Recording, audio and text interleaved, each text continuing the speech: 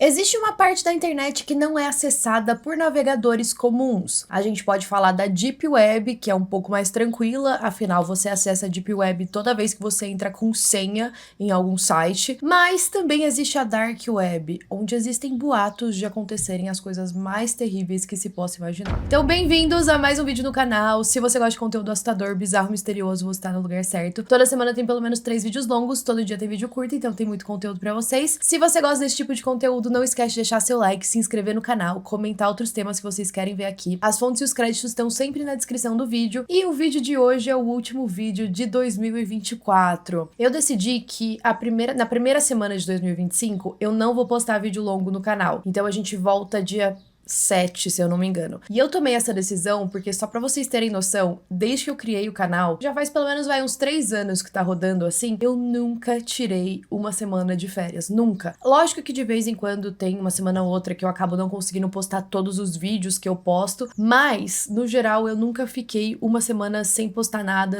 realmente descansando. E aí, no fim desse ano que eu fiquei doente, eu falei, não, eu acho que eu preciso tirar uma folguinha, porque a folga, o descanso também é parte do trabalho pra poder voltar com tudo em 2025. E eu só tô falando isso porque, já que semana que vem não vai ter vídeo longo, eu preparei um vídeo que eu acho que vai ser longo hoje, porque vai ser mais um daqueles vídeos que a gente vai falar de vários temas diferentes. Então, eu me esforcei pra fazer esse roteirozão também pra vocês, e que tem muito mais coisa além do que eu vou falar aqui. Mas, no geral, a gente vai passar por vários tópicos relacionados à Dark Web. Então, sem mais enrolação, bora pras histórias.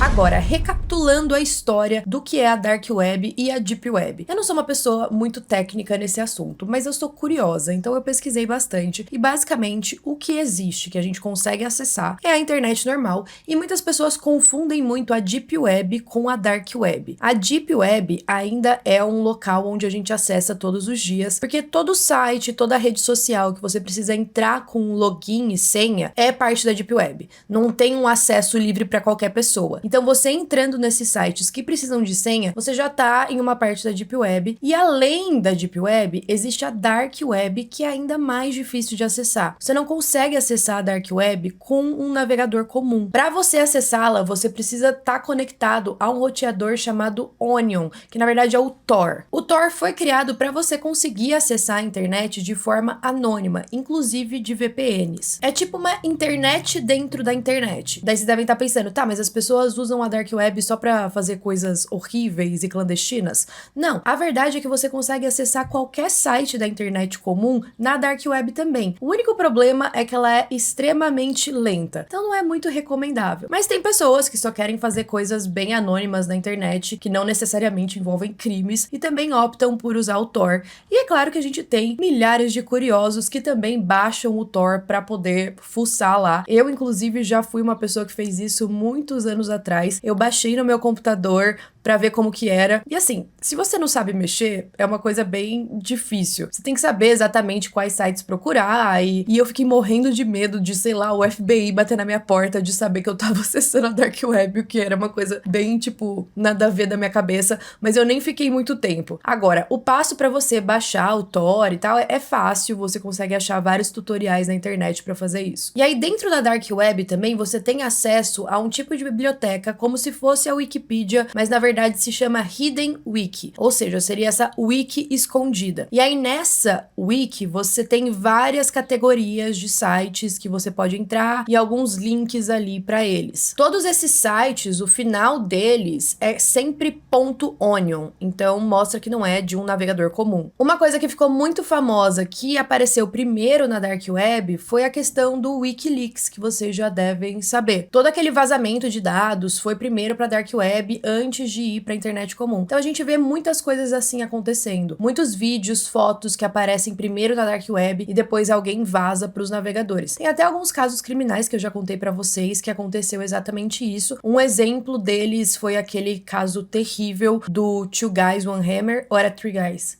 Three Guys, eu acho. Que seria, no caso, 3 caras e um martelo. Foi um vídeo que aqueles assassinos horríveis postaram primeiro na Dark Web, e aí uma pessoa foi lá, baixou o vídeo e colocou na internet normal, o que ajudou esses caras a serem capturados. Então, é claro que tem muito crime acontecendo lá. Mas pra gente entender algumas das coisas que acontecem na Dark Web, e agora falando do lado ruim dela, a gente vai passando por tópicos. Primeiro, a gente vai falar do Kingpin. Mas para falar dele, a gente precisa falar de uma outra coisa chamada Silk Road. Então, acompanhe comigo que eu garanto que vocês vão entender. Em outubro de 2013, o FBI derrubou um comércio de drogas ilegal dentro da Dark Web chamado Silk Road. Esse site já estava operando desde 2011. Depois dele ser derrubado, cerca de 35 dias depois, o Silk Road 2.0 nasceu. Depois do 2.0 ser derrubado, o 3.0 nasceu. Então a gente via que aquilo não era um site só, ou então mesmo quando eles conseguiam prender a pessoa responsável por esse site, tinham outras ali prontas para criar um novo. Então vamos voltar um pouco. Foi em 2010 que a Dark Web começou a tomar força. Como vocês sabem, o Bitcoin nasceu como uma forma de pagamento muito difícil de ser rastreada pelas autoridades. Em 2011, quando o Silk Road foi criado, ele já tinha cerca de 100 mil compradores. Aquele comércio era muito lucrativo. E é claro que o Silk Road não era o único comércio de drogas ilegal da Dark Web. Conforme as pessoas foram vendo que aquilo dava muito dinheiro, outros sites foram sendo criados. E aí como que funcionava essa compra? Você pagava os bitcoins para uma terceira plataforma e aí depois que o comprador recebia o produto, essa terceira plataforma passava o dinheiro para você,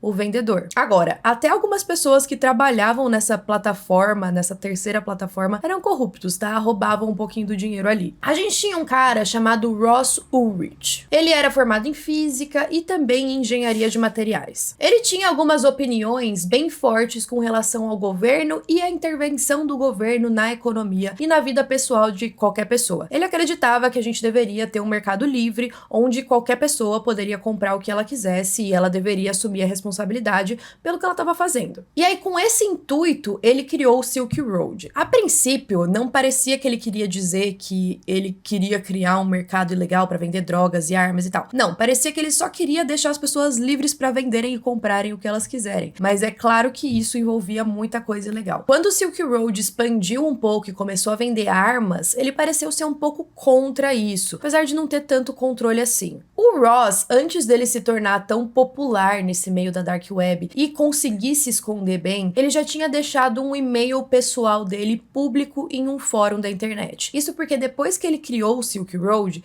ele precisava fazer as pessoas acessarem aquele site. Então ele deixava várias mensagens em fóruns normais recomendando o próprio site dele e falando que era confiável, e isso atraiu mais pessoas a acessarem. O site dele funcionava muito como o site da Amazon. Você podia deixar estrelinhas de como que foi a compra, e também quando eles enviavam os produtos, os selos eram impressos. Mas isso foi um erro que fez com que as autoridades conseguissem rastrear alguns dos compradores. E foi assim que eles chegaram no nome da Silk Road. Alguns policiais pegaram desses pacotes, foram até o endereço e perguntaram para a pessoa que estava comprando aonde ela tinha adquirido aqueles produtos, e aí ela falou desse tal site. Os policiais até então nunca tinham ouvido falar do Silk Road, mas o Ross percebeu que ele estava correndo um perigo ali. Então ele se mudou dos Estados Unidos para a Austrália e começou a contratar algumas pessoas para ajudarem ele com a segurança da plataforma. Ele até construiu um botão no notebook dele que quando ele apertasse ele ia desligar imediatamente, e também criou um plano de fuga caso ele sentisse que estava sendo capturado, e isso envolvia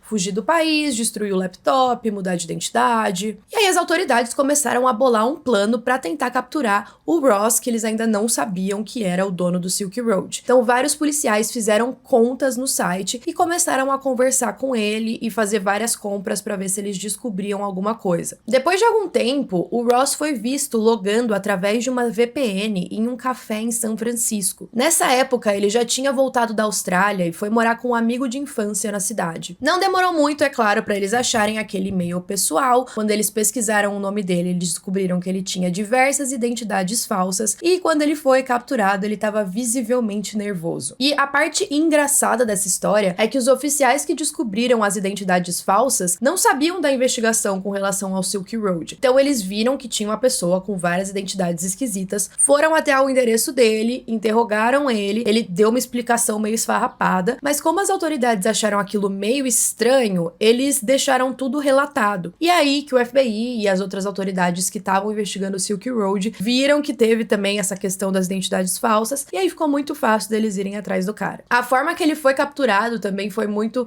interessante. O Ross estava com o notebook dele em uma biblioteca pública, sentado perto das prateleiras de ficção científica, e aí enquanto ele estava ali mexendo no computador, começou a rolar uma briga entre um casal, e aí o homem começou a bater na mulher. Ele se assustou assim com o que estava acontecendo, e enquanto ele se assustava, as autoridades foram lá, pegaram o notebook, e aí um outro cara foi lá e deu um abraço nele pra segurar ele bem firme e levar ele preso. Na verdade, aquele casal também era parte dos policiais que estavam armando aquele esquema para ele ficar distraído e eles pegarem o notebook. Agora, eles só fizeram tudo isso porque eles precisavam que o computador do Ross estivesse aberto quando eles capturassem ele. Porque se ele tivesse tempo de desligar ou então de colocar algum método de criptografia ali, ia dar muito mais trabalho para eles conseguirem investigar qualquer coisa. A família do Ross ficou extremamente chocada quando descobriu que ele era a mente por trás daquilo tudo. Ele foi culpado de 7 acusações diferentes e pegou prisão perpétua. Agora, esse foi o ponto da Silk Road, mas não era sobre esse caso que a gente ia falar no primeiro tópico. Uma outra plataforma começou a ser desenvolvida dentro da Dark Web, chamada AlphaBay, feita por um usuário chamado Alpha02. Inicialmente, ele começou esse mercado para vender dados roubados de pessoas, então ele roubava os dados das pessoas na internet normal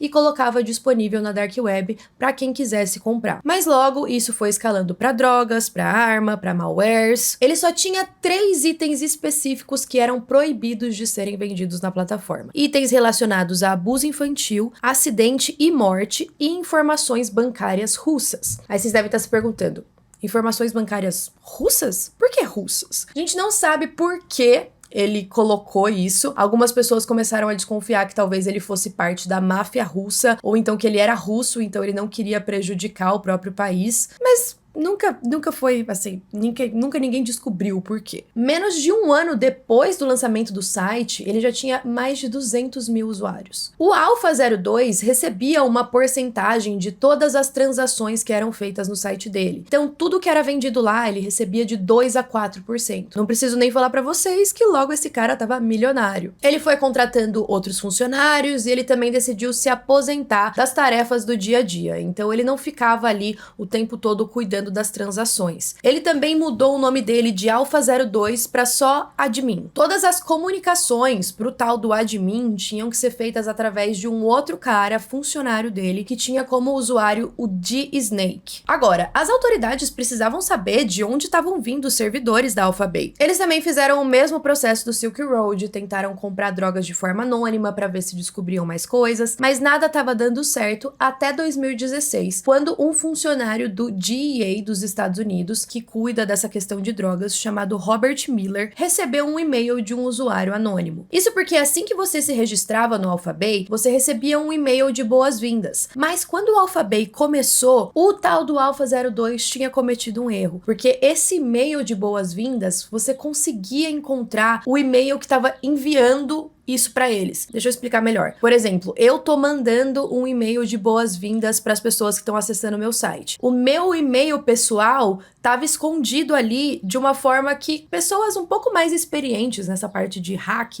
conseguiriam encontrar. Esse erro foi corrigido bem rápido, mas tinha um dos primeiros usuários do site que ainda tinha o e-mail e mandou pro cara do governo. Através desse endereço de e-mail, pesquisando na internet, as autoridades conseguiram vincular a um tal cara chamado Alex, que estava postando algumas fotos em um blog em 2008. Eles também acharam o perfil dele em um site de relacionamentos que dizia dizia que ele era de Quebec, no Canadá. O nome dele era Alexander Cazes e ele teria cerca de 23 anos quando o Alphabet foi criado. A partir disso foi ficando cada vez mais fácil. Eles descobriram que ele era casado com uma mulher tailandesa chamada Sunisa e parecia que eles moravam em Bangkok, na Tailândia. Com a ajuda das autoridades tailandesas, eles conseguiram encontrar 3 propriedades do Alex lá. Uma mansão, uma casa onde ele vivia com a esposa e uma casa onde ele levava as amantes. Ele tinha um estilo de vida bem luxuoso, ele tinha diversos carros, e aí ele foi perseguido algumas vezes pelas autoridades tailandesas. Eles conseguiram rastrear o iPhone dele, mas de novo, eles não tinham tantas provas concretas, então eles precisavam encontrar a hora certa para capturá-lo. E aí aconteceu uma coisa mais curiosa ainda. Ao mesmo tempo que o Alphabet estava crescendo e as autoridades dos Estados Unidos estavam tentando capturar o dono para fechar o site, tinha um outro mercado europeu chamado Hansa que também estava crescendo muito. Os Estados Unidos entraram em contato lá na Europa então para avisar dessa operação do Alphabet. Eles começaram a fazer tudo isso em conjunto, envolvendo 7 países diferentes. E aí o pessoal da Europa falou para os Estados Unidos esperar um pouco, porque qual que era o esquema? Eles sabiam que se o Alphabet fosse desmantelado, muitos usuários iam pro Hansa, porque era um outro mercado que também estava crescendo. Só que as autoridades estavam próximas de conseguir o controle do Hansa. Então o que eles pensaram? Espera a gente ter o controle do Hansa, aí você captura o cara do Alphabet. Quando os usuários do Alphabet forem pro Hansa, a gente vai ter acesso às informações deles, porque a gente já vai ter controlado esse mercado. Então a gente consegue prender mais pessoas. E esse plano deu certo. O Hansa foi capturado lá pelas autoridades europeias, e aí as autoridades americanas, junto com a polícia da Tailândia, foram armando o plano para pegar o Alex. Eles já sabiam onde ele morava. Então uma agente estava dirigindo um carro pelo condomínio onde ele vivia, e aí ela fingiu que ela tinha errado a direção, porque tinha um segurança ali na frente. Ela falou, nossa, tem que fazer a volta aqui, errei o caminho. E aí no que ela tava fazendo a volta, ela bateu no portão da casa do Alex, e ele tava ali mexendo no computador, ouviu o barulho e desceu pra ver o que tava acontecendo. E de novo, as autoridades precisavam que o computador tivesse desbloqueado pra conseguirem acesso. Então aquele pareceu o plano perfeito. Quando ele desceu, ele deixou todos os dispositivos em casa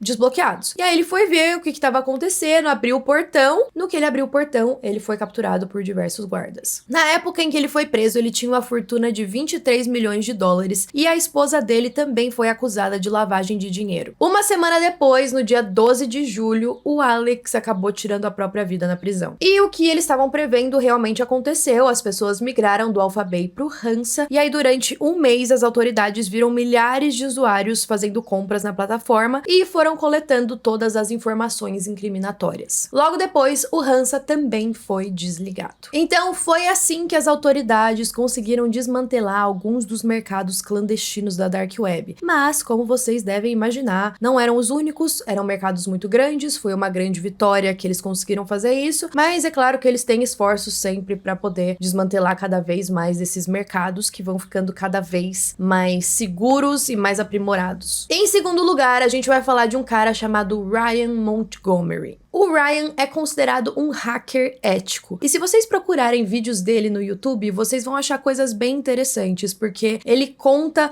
sobre o trabalho dele e coisas que ele já encontrou na Dark Web absurdas. Ele fundou até uma empresa chamada Pentester, que oferece serviços de cibersegurança. Ele tenta educar as pessoas de como elas não estão seguras na internet e que elas precisam melhorar a segurança delas, e também educar pais com relação aos filhos e o que eles são expostos na internet no geral. De acordo com ele, ele começou a se interessar por tudo isso quando ele tinha 11 anos de idade. Ele é muito famoso por caçar predadores sexuais na Dark Web, principalmente envolvendo crianças, e ele disse que tudo começou quando ele estava na casa de um amigo dele, e aí a esposa dele chegou com diversos artigos e fotos absurdas que não sabemos como ela teve contato, mas ela perguntou se ele podia fazer alguma coisa em relação àquilo. E ele disse que ele ficou muito chocado em ver aquelas imagens e aqueles textos, o que estava rolando na internet. E aí quando ele chegou em casa, ele começou a mexer naquele tal site que ela tinha mostrado, e ele conseguiu entrar dentro do servidor deles dentro de 1 ou 2 horas. E tinha todo tipo de coisa absurda. Eu vou deixar um alerta pra vocês, porque são coisas bem pesadas, que eu vou descrever só um pouco pra vocês terem noção. Mas, por exemplo, tinham mulheres que estavam falando que queriam engravidar e depois colocar os filhos dela pra serem estuprados. também tinha questões de incesto, tinham pais postando foto dos próprios filhos, das próprias filhas, querendo contratar pessoas pra sexualmente deles, e também tinham mulheres, homens querendo vender o próprio corpo por dinheiro. Ele também disse que tinha muita gente solicitando pornografia no site. Inclusive, nesse site, de acordo com ele, para você conseguir participar do site, você tinha que preencher um questionário, e era um questionário muito absurdo. Você tinha, por exemplo, que descrever o que você queria fazer com aquelas pessoas, com aquelas crianças, e aí, na cabeça dele, para que uma pessoa entrasse naquele site, tinha que ser mesmo um predador, ou sei lá, algum oficial escondido querendo pegar informações, porque você ser uma pessoa normal que tá curiosa, você não escreveria o que eles estão exigindo ali só pra entrar no site de curioso pra ver. Então ele ficou muito, muito chocado. Ele também descobriu que o site tinha grupos no Telegram que tinham níveis. Então, por exemplo, pra você acessar um grupo, você tinha que mandar um vídeo de você fazendo tal coisa. Então, ia ficando cada vez pior. E aí, quando ele conseguiu colher todas essas informações, ele disse que ele conseguiu hackear o site sem que o site soubesse que ele tava hackeando. Só que aí ele pensou, tá, o que eu faço agora? Eu vou falar com a polícia? Ou eu entro em contato com a linha que fala sobre crianças exploradas. Ele ligou pra essa linha, eles pediram algumas informações, mas ao mesmo tempo tinha muita gente que não queria lidar com aquilo. Os próprios jornalistas que ele entrou em contato tiveram muito interesse, mas depois o jurídico desses jornais não queria se envolver. Então ele falou que ele teve uma dificuldade de conseguir entregar tudo que ele tinha descoberto. Até porque o dono desse site em específico era um político democrata que já tinha tentado ser eleito no Congresso dos Estados Unidos 2 vezes, um cara chamado Nathan Larson, na Virgínia, e hoje ele foi preso, e se eu não me engano, ele já morreu. Dizem que ele tirou a própria vida, mas na verdade a causa da morte dele foi de fome, então muitas pessoas acreditam que depois que ele foi preso, eles simplesmente deixaram ele sem comer até ele morrer. Então o trabalho do Ryan é muito interessante. Ele conseguiu já desmantelar vários sites, principalmente relacionados a esse tipo de coisa. Ele fala sobre coisas absurdas. O podcast que eu assisti que ele foi, todas as vezes que ele fala algum termo assim, eles colocam um bip em cima. Então não dá pra saber exatamente o tipo de horror que ele conseguiu encontrar, mas eu particularmente consigo imaginar e eu prefiro não saber tão exatamente, sabe? Eu acho que é bizarro pensar que isso existe no mundo. Então eu vou deixar linkado aqui na descrição se vocês tiverem interesse de assistir o podcast dele, mas eu achei que o trabalho dele precisava ser exaltado aqui nesse vídeo. Agora a gente vai falar de uma outra operação chamada Playpen. Esse site foi criado em 2014 por um cara chamado Steven Chase, de 58 anos. Agora, esse site tem bastante ligação com o trabalho do Ryan. Vários membros carregavam e ficavam visualizando dezenas, centenas de imagens de vítimas jovens que ficavam ranqueadas por idade, sexo e tipo de atividade sexual envolvida. O site tinha mais de 150 mil membros ao redor do mundo e sim, é o que vocês estão imaginando, envolvia em sua maior parte crianças. Eles também faziam o maior esforço para colocar criptografia em todas as imagens no site para deixar mais difícil que as autoridades conseguissem acessar. O Steven era um cara que ele se escondia praticamente em uma região da Flórida e ele conduzia uma companhia de caminhões de escavação. Mas ele cometeu um pequeno erro, ele deixou o IP do site público e isso ajudou o FBI a encontrar os culpados ali. Com essas informações, eles conseguiram um mandado de busca e varreram o servidor que hospedava o site. A questão é que mesmo depois dessa varredura, o site continuou funcionando por 2 semanas. Nessas 2 semanas, o FBI teria usado essa oportunidade para enviar malwares para os usuários. Essa abordagem caracterizou o uso mais extenso de um malware pelos Estados Unidos numa investigação doméstica, ou seja, no próprio país. Apesar de ter sido eficiente, essa forma de investigação foi bem criticada por eles terem mantido o site funcionando 2 semanas depois. O Steven foi preso na casa dele em 2015. E na casa dele tinham milhares de fotos que ele possuía de crianças.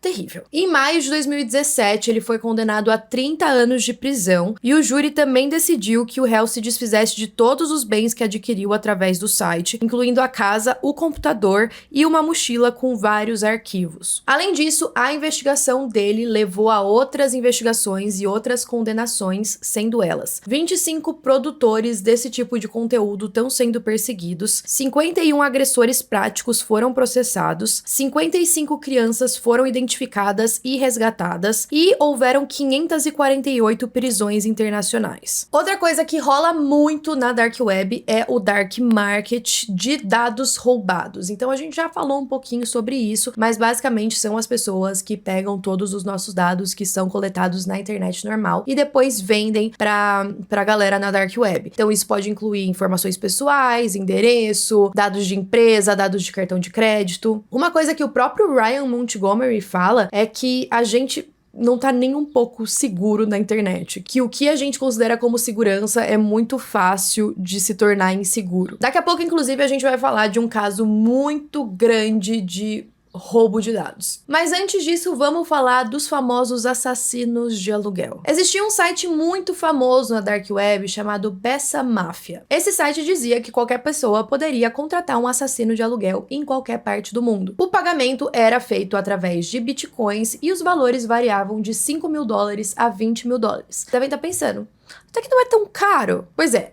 Guardem essa informação. O site também dizia que eles eram parte da máfia da Albânia. Teve um caso bem famoso que eu já contei aqui no canal envolvendo essa Bessamafia e assassinos de aluguel na Dark Web. Eu vou retomar brevemente, mas vocês podem assistir o vídeo completo sobre. Um homem com o usuário de DogDayGod entrou na Dark Web dizendo que precisava de um assassino de aluguel nesse tal site da Bessamafia para uma mulher chamada Amy Allwine. Ele queria também que ficasse parecendo um acidente. E aí ele foi cobrado $6.000 pra isso. E aí ele fez a negociação, mas os dias foram passando, a Amy continuava viva, daí ele foi falar lá no site, ele falou, então, o que tá acontecendo? Eles teriam informado que aconteceu um pequeno problema, mas que eles precisavam de $2.000 a mais e eles iam fazer o serviço. O tempo foi passando de novo, a Amy continuava lá, bem... E aí, por fim, o site foi hackeado. O DogDayGod falou, bom, eu vou entrar em um outro site aqui da Dark Web, vou comprar algum tipo de droga, e aí eu mesmo vou realizar esse trabalho. Ao mesmo tempo, a Amy começou a receber umas mensagens esquisitas, de ameaça, dizendo que ela deveria fazer tal coisa, senão ela seria morta. E aí ela começou a se sentir meio doente. Ela foi descobrindo que ela estava tomando algum tipo de droga sem saber. E eventualmente, a Amy foi encontrada morta, com um tiro, mas também tinha essa droga no sistema dela. Não demorou muito para a polícia descobrir que o responsável pelaquela morte não tinha sido um ladrão que entrou na casa e um roubo que deu errado, mas sim o próprio marido dela, o Steven. E o Steven era o DogDayGod. Ele tinha dado a droga pra ela e depois atirou nela pra parecer que foi um roubo que deu errado. E o Steven, ele era um cara da igreja, ele frequentava o culto, ele tinha várias bíblias em casa. Então assim, pouco antes do Steven ser capturado, a polícia já tinha ido na casa deles e descoberto que a Amy estava sendo ameaçada por alguém na Dark Web, sem saber que quem estava ameaçando ela era o próprio marido. Mas por que o site da máfia não tinha dado certo? Por que eles enfrentaram algum problema? Por que o site tinha sido hackeado? Então, em 2016, a gente tinha um cara chamado Chris Monteiro, que trabalhava como administrador de sistemas, e ele começou a ficar um pouco obcecado com lendas urbanas na internet. Ele não acreditava que era possível contratar um assassino de aluguel lá. Inclusive, ele achava que as pessoas estavam sendo enganadas. Ele até escreveu um artigo na Wikipedia falando que era impossível você conseguir contratar um assassino de aluguel, e aí essa postagem dele foi editada falando que era possível sim, por alguém que ele não sabia quem era. Ele até foi no site do Bessamafia e escreveu uma review falando que era tudo mentira. E aí, a pessoa dona do site entrou em contato com ele, perguntando se eles poderiam pagar pra ele escrever uma boa review ali. Essa pessoa que entrou em contato, o nome de usuário era Yura. E aí ele falou, olha, se você não acredita que dá certo, você pode contratar a gente pra bater em alguém que você quiser, e aí a gente vai realizar esse trabalho. É só $500. Só que o Chris falou, não, eu não vou fazer isso. E aí um outro usuário aleatório mandou um vídeo pra ele também querendo provar que aquilo era real. Nesse vídeo a gente viu uma pessoa segurando um bilhete escrito coisas relacionadas à Bessamafia pra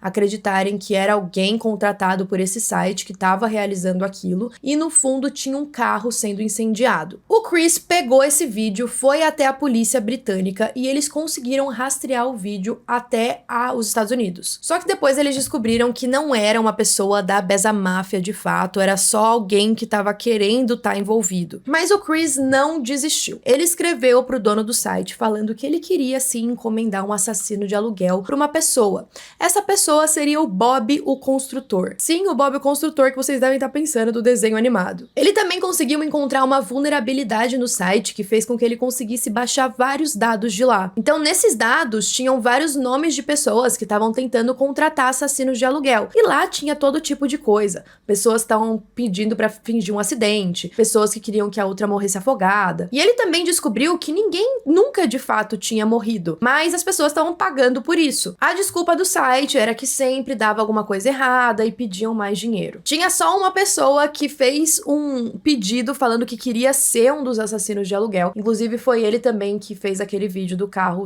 pegando fogo. E aí a Yura, ou o Yura, a gente não sabe quem era, começou a ficar, parece que um pouco mais desesperado e perguntou pro Chris se ele poderia comprar uma arma, fingir assassinatos. Inclusive foi o Chris Monteiro que descobriu sobre o caso da Amy Allwine que eu acabei de contar. Quando o Chris levou todas essas informações pra polícia, os policiais começaram a desconfiar dele, que ele na verdade estava envolvido em todos os casos e ele até foi preso por 2 dias. Só que é claro que eles investigaram mais a fundo e eles perceberam que o Chris não tinha nada a ver com isso. 6 meses depois, ele recebeu de novo uma mensagem do tal Yura dizendo que tentar mostrar que o site era falso só fez as pessoas procurarem formas reais de cometerem os crimes. E aí, outros sites foram sendo criados, todos iguais, só com um nome diferente. E esse tal Yura começou a dar até reportagens. A gente não sabe quem é essa pessoa, mas em uma das entrevistas que ele deu, que ele mandou escrito, ele disse que estava fazendo bem pro mundo, dizendo que é um direito moral enganar criminosos se isso ajudar a salvar as vítimas. Depois de Bezamáfia ser hackeada, agentes do FBI conversaram comigo e disseram que não querem me prender, que estão atrás dos assassinos. E eu acho que isso é bem comum de acontecer na Dark Web, principalmente com pessoas que as autoridades veem que têm potencial e que são boas no que elas fazem. Então, não sabemos se isso é verdade, mas, ao que tudo indica, parece que o FBI entrou em contato com o dono do site e falaram, tá, ao invés da gente fechar isso aqui, vamos trabalhar em conjunto. Sempre que você receber uma mensagem de alguém querendo solicitar um assassino de aluguel, você passa pra gente, a gente pega as informações dessa pessoa e vai atrás pra investigar. E parece que eles têm pegado pessoas assim, que estão querendo encomendar crimes. Outra coisa muito famosa e uma grande lenda da Dark Web são os Red Rooms, ou os quartos vermelhos. Isso é uma lenda da internet. Esses Red Rooms seriam quartos vermelhos, que ficariam com uma luz vermelha, em que teria uma pessoa sendo torturada e muitas vezes morta ao vivo para as pessoas assistirem. E os espectadores supostamente conseguiriam até mandar instruções para a pessoa que estava praticando aquela tortura, dizendo o que ela deveria fazer. A gente não tem evidência alguma disso de fato acontecendo. Inclusive, tem muitas pessoas que defendem que isso é só uma lenda, dizendo que o servidor da Dark Web é muito lento, seria praticamente impossível você conseguir fazer uma transmissão ao vivo. E também tem umas outras questões que dizem que seria muito difícil, seria difícil você manter também uma transmissão ao vivo sem que os espectadores fossem capturados ali assistindo, então é considerado uma grande lenda. Uma outra operação muito grande que aconteceu relacionado ao roubo de dados foi a DarkSide Ransomware. Se vocês me perguntarem o que é um ransomware, eu não vou saber dizer, mas é basicamente um tipo de vírus, vai? Me perdoem pessoas que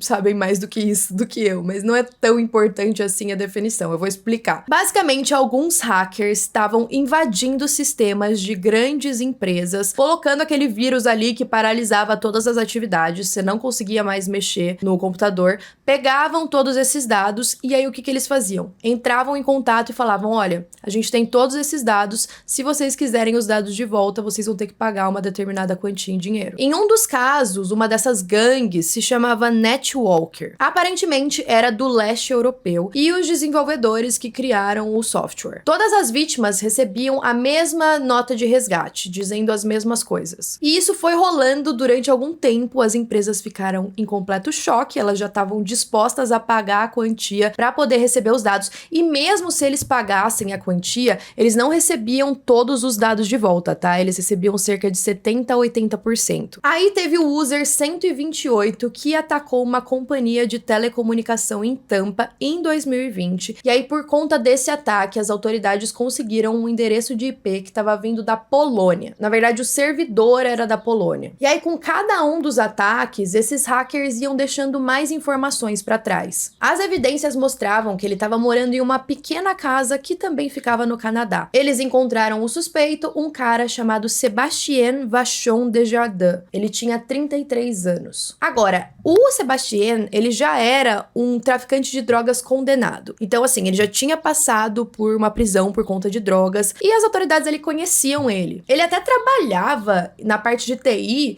em um órgão do governo federal. De novo, eles conseguiram identificar o servidor, mas eles só queriam desativá-lo quando o Sébastien já estivesse sob custódia. Quando eles invadiram a casa dele, eles descobriram que ele tinha muito dinheiro e muitos bitcoins. Ele se declarou culpado de extorsão e recebeu uma pena de 7 anos no Canadá. Agora a gente tem um caso muito, muito triste que eu também vou deixar o alerta aqui pra vocês, que é da Cassidy Rainwater. Tudo aconteceu no Missouri em setembro de 2021, então faz pouco tempo. O FBI recebeu uma denúncia anônima em que enviaram pra eles alguns vídeos e fotos da Dark Web. Essas fotos pareciam mostrar uma garota jovem que estava sendo mantida dentro de uma jaula, sendo torturada e depois assassinada. Esse mesmo usuário teria dito que a mulher ali da foto era uma mulher chamada Cassidy, de 33 anos, que já estava desaparecida desde julho. A Cassidy, ela era mãe, ela tinha um filhinho, só que tanto ela quanto o marido perderam a guarda dele por conta, sei lá, eu acredito que abuso de drogas, eles não foram considerados aptos para cuidar da criança. E ali em julho de 2021, a Cassidy estava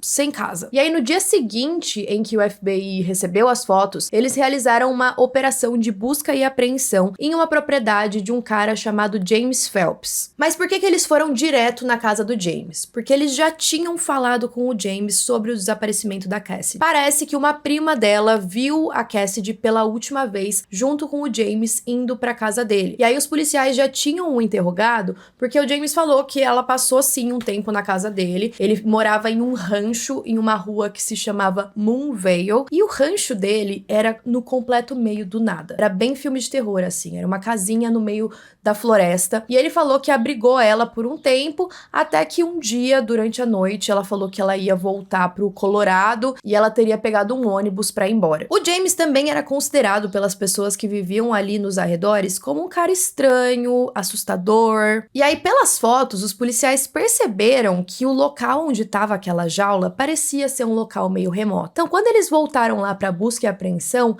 na hora eles já viram que se tratava sim do mesmo lugar. E eu não consigo nem falar para vocês muito sobre essas fotos, porque elas eram extremamente terríveis. Os vídeos que estavam lá indicavam que ela passou por aquilo por vários dias, não se sabe quanto. Ela também foi colocada em um daqueles instrumentos. Eu nunca vi isso pessoalmente, mas é um instrumento, tipo, que você pendura, na maioria das vezes, fora daqui do Brasil, né, cervos, tipo veados e tal, pra eles poderem ser estripados, sabe? Quando você começa a cortar a carne.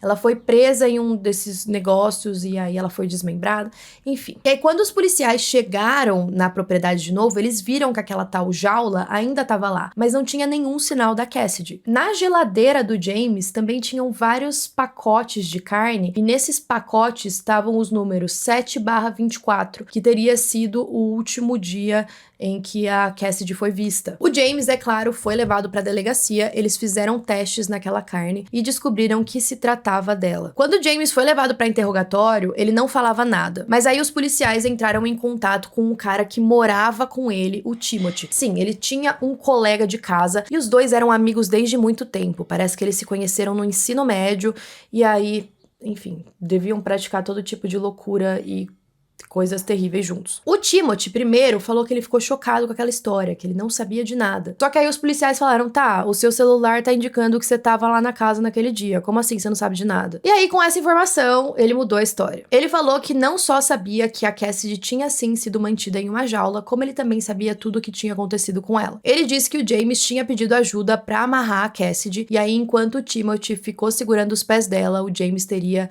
sufocado ela. Depois, os dois teriam levado ela lá pra fora, onde teriam começado aquele desmembramento, mas a história dele não foi muito completa. Pelas imagens que os policiais receberam, eles viram que não tinha sido só isso, que ela tinha sido mantida ali por vários dias. Agora, enquanto os policiais estavam realizando a investigação, a casa da fazenda pegou fogo. Um esquadrão antibomba foi levado até lá e descobriram que tinham vários fiozinhos ao redor da casa que estavam ligados a explosivos caseiros. Então parece que eles já tinham feito tudo aquilo de uma forma muito elaborada. Se eles fossem capturados, aqueles explosivos iam fazer tudo pegar fogo e acabar com as evidências. E foi isso que aconteceu. Muita coisa foi perdida ali pelos policiais. Os restos mortais da Cassidy também foram encontrados em uma propriedade vizinha, no caso, o esqueleto. E é muito bizarro desse caso que a gente não tem muitas informações. As próprias autoridades não quiseram divulgar muita coisa a público. Parece que eles queriam manter os curiosos de fora. Eles também perderam muitas evidências, como eu já mencionei. Só que por conta desse sigilo,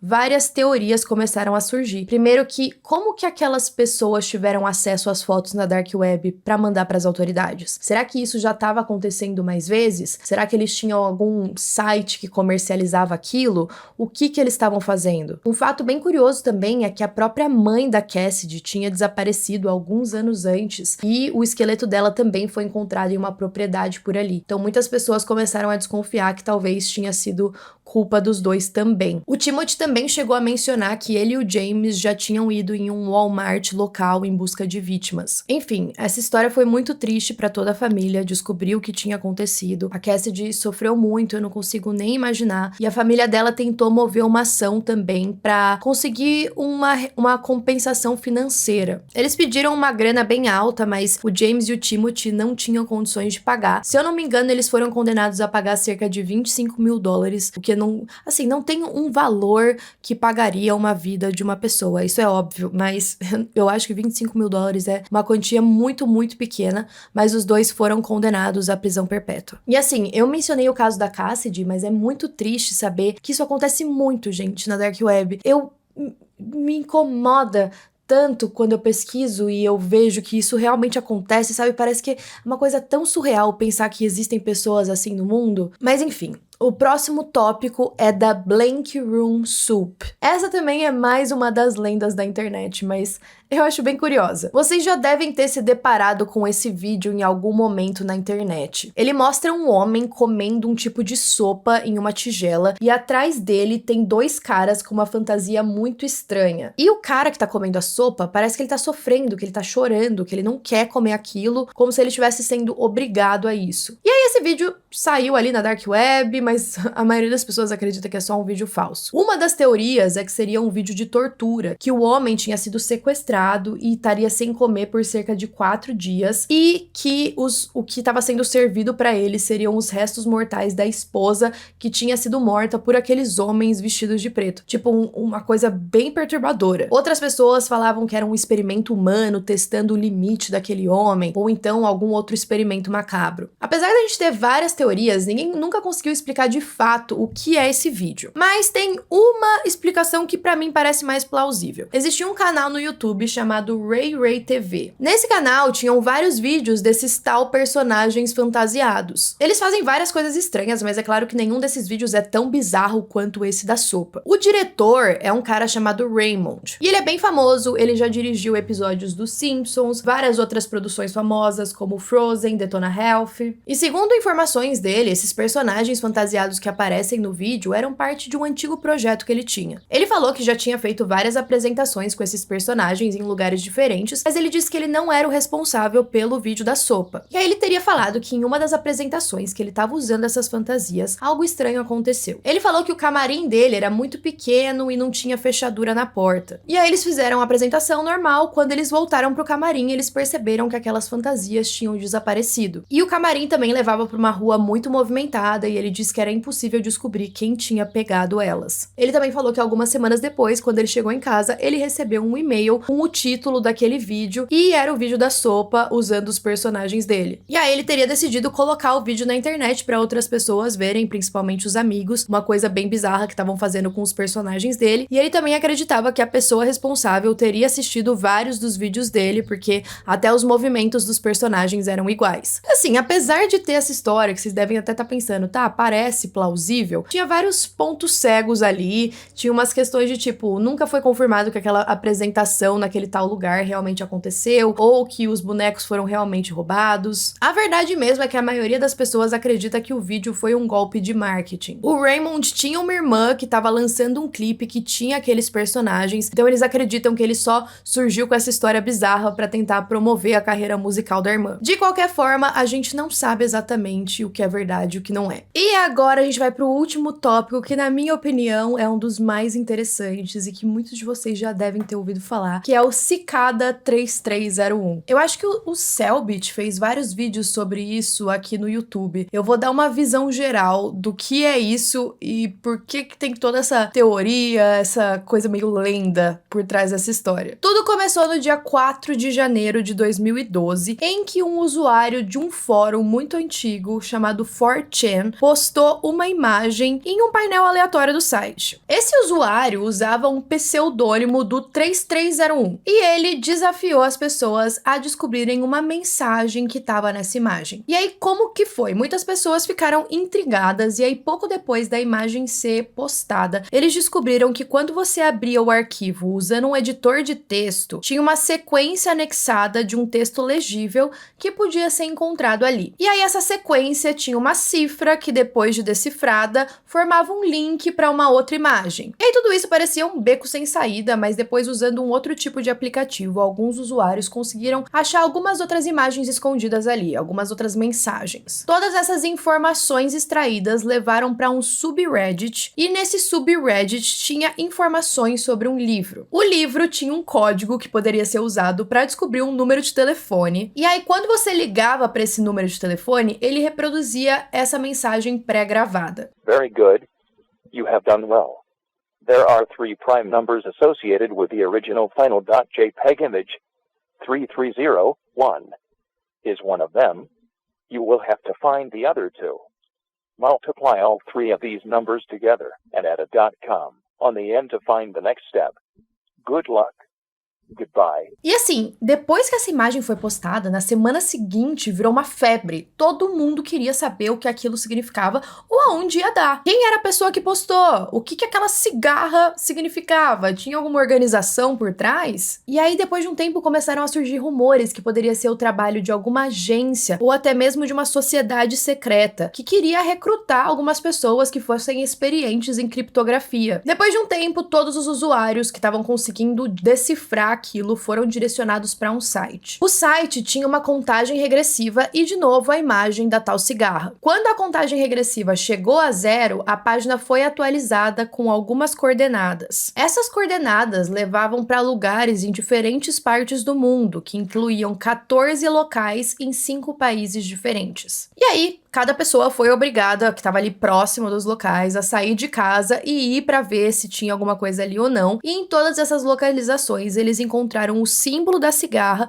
e um código QR. Os códigos também estavam vinculados a uma imagem que tinha uma charada. A charada, de novo, levava a um livro, o livro levava a um site. E aí, só um grupo seleto das pessoas que chegaram nesse site foi aceito na fase final. E o site, inclusive, fechava com uma mensagem dizendo: queremos os melhores, não os seguidores. Isso talvez podia significar que muita gente estava chegando ali de carona com outras pessoas que estavam descobrindo o que estava acontecendo e não necessariamente que tinham descoberto por conta própria. Os finalistas também foram avisados para não colaborar com nenhum terceiro e também não compartilhar detalhes dessa fase que seria mais privada. Depois de um mês de silêncio, apareceu a conclusão do quebra-cabeça. E aí, do nada, essa caçada acabou. Ninguém mais falou sobre isso, não apareceram mais pistas. O que aconteceu com Cicada? Quem que era Cicada? O que aconteceu com as pessoas que chegaram no final? E aí, muita gente também falou: olha, quer saber? Com certeza isso daí foi só uma caçada inútil que tava fazendo a gente perder tempo. Mas aquele era só o começo. O tal do Cicada postou mais alguns quebra-cabeças. É claro que depois do primeiro foram surgindo vários fakes também. E aí o Cicada foi falar que eles só tinham que aceitar imagens verdadeiras como contendo um código chamado PGP. Então tinha que ter essa assinatura PGP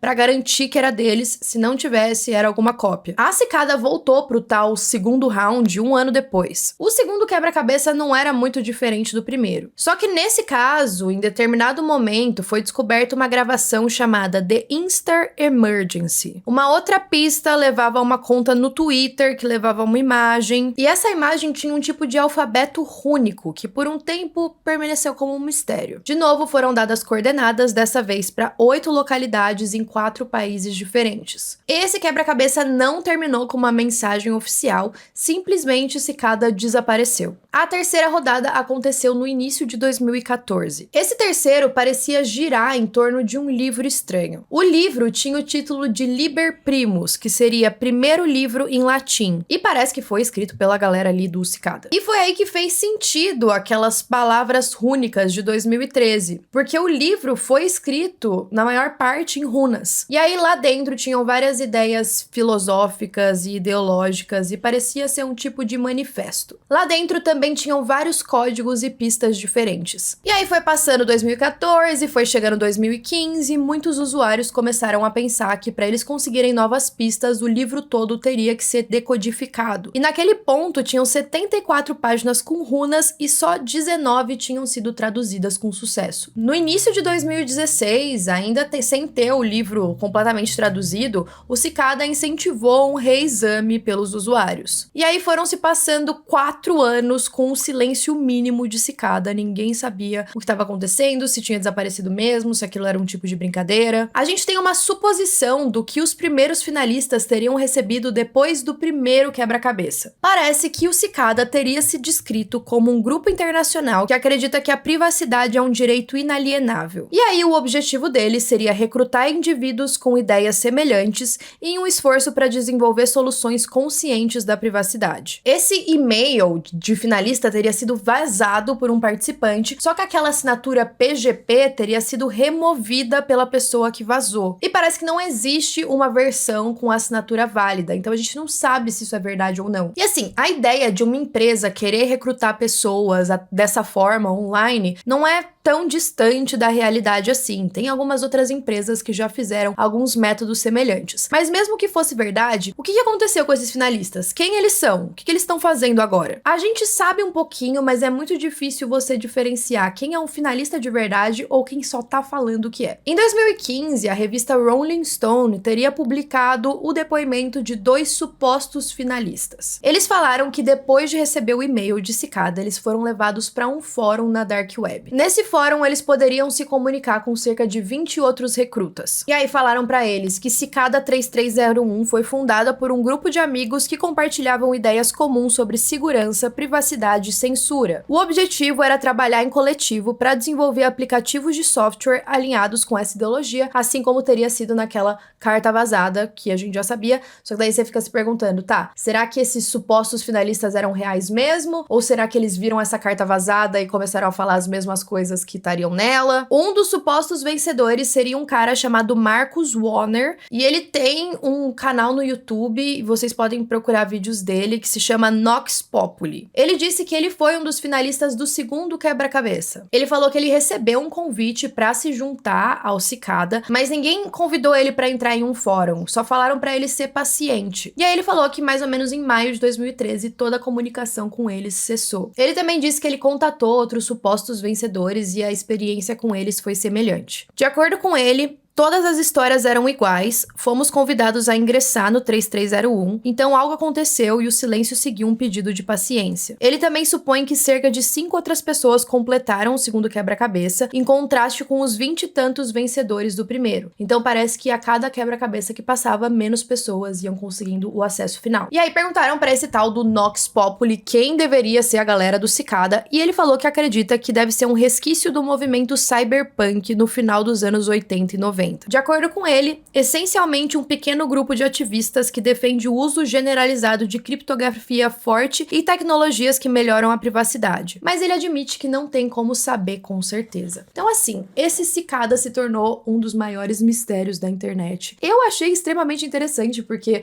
a ideia de ter uma sociedade secreta querendo que você descubra códigos para chegar numa fase final e ser contratada para alguma coisa é muito algo de filme que eu gostaria de ter essa capacidade de participar. Eu não sei se vocês lembram, mas quando eu era mais nova, eu até vou estar entregando a minha idade aqui, mas existia um site que se chamava The Riddle, que seria tipo a charada, um negócio assim. E aí você tinha também uma imagem ou então uma frase ou coisas assim que você tinha que descobrir a resposta. E essas respostas estavam no código-fonte da página, você tinha que pesquisar um monte de coisa na internet e era muito legal de ficar desvendando. Eu lembro que tinha até uma comunidade no Orkut que as pessoas davam dicas pra você ficar desvendando. Eu nem sei se ainda existe. Eu lembro que uma vez eu fui tentar acessar de novo, mas foi muito difícil porque sem as dicas é quase impossível de você descobrir. Mas enfim, isso me lembrou muito Cicada e eu acho extremamente interessante. Mas por hoje é só. Acho que, nossa, falei muito desse vídeo. Eu até tive que parar no meio porque eu tava até cansada de tanto falar. Mas espero que vocês tenham gostado e que vocês tenham achado interessante também. Comentem aí. Um feliz ano novo, que venha 2025 com tudo, com muitos vídeos, muitos casos, muitas coisinhas novas pra gente. Que vocês tenham um ano maravilhoso e um fim de ano maravilhoso também. E até ano que vem!